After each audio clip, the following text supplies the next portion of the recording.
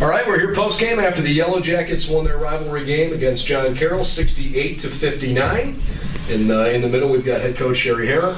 On coach's left, Kara Marshall. Coach's right, Lilly Edwards. Coach, why don't we start with your opening comments on the game? I'm so proud of our kids.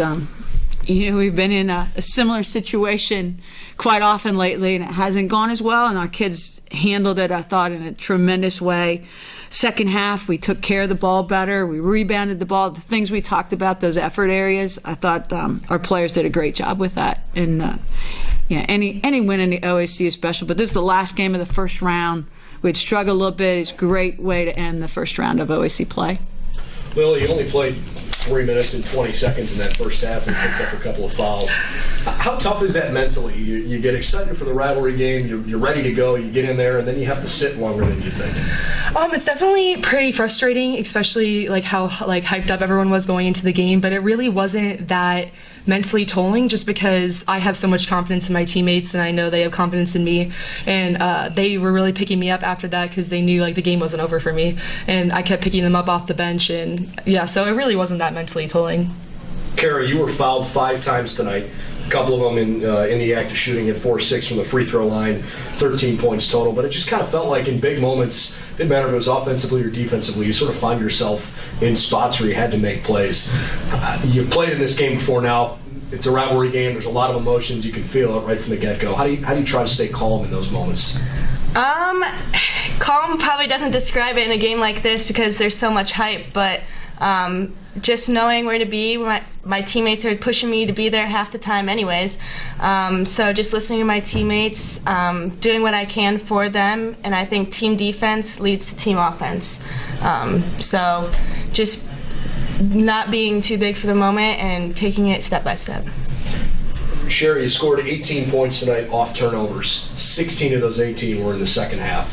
Where was the difference where you were able to be more effective in that second half off their turnovers? Yeah, it's not an adjustment that we made. It was more just doing what we do, and I think it eventually wore on them a little bit, just being who we are all the time. I just happened to notice here, I normally don't look at individuals, I look right to team stuff. But the fact we had 4 people in double figures is huge. That's how we want to play, to Kara's point, team offense, not any one person. And we did the same thing on defense. And if you look at the rebounds, Diedrich struggled to score, but she had 13 rebounds. That's huge for us. It was just a total team effort. But I do think that we eventually just kind of wore them down. They came out so fired up. They hit kids that normally don't hit a lot of threes or hitting threes. It'll come back to us. Just stay the course. And our kids did a great job not panicking, and I think that's eventually what happened. They just kind of wore out a little bit.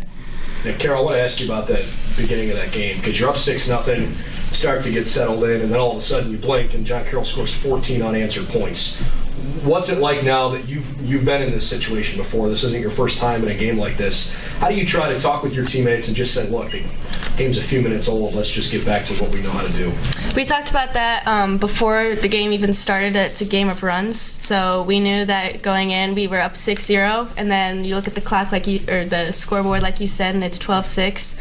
We just know that we have to get a stop and then get to offense and do our thing. So I think we came together as a unit, and I think we worked together to come back. Olivia Nagy on the John Carroll side coming off a triple-double. And Lilly, if I think we're being objective about it, you and Olivia seem to be right now the 2 freshman post players in the league that are having more success than anyone else. She blocks a lot of shots. She gets some rebounds. Tonight she played about 21 minutes, but not as effective tonight. Why were you able to be effective against her on both ends of the floor? I think a lot of it has to do with the preparation we had going into this game. We knew that she's a beast when she's really feeling it, and we practiced a lot about how to defend her in the post specifically, and it was everything about helping the helper, and it really we talked about for a really long time the fact that it was going to take multiple efforts from multiple members of our teams to stop her, and I think that we did exactly that, and we were just able to stop her. I don't want to look too far ahead, Coach, but you got Marietta coming on Saturday.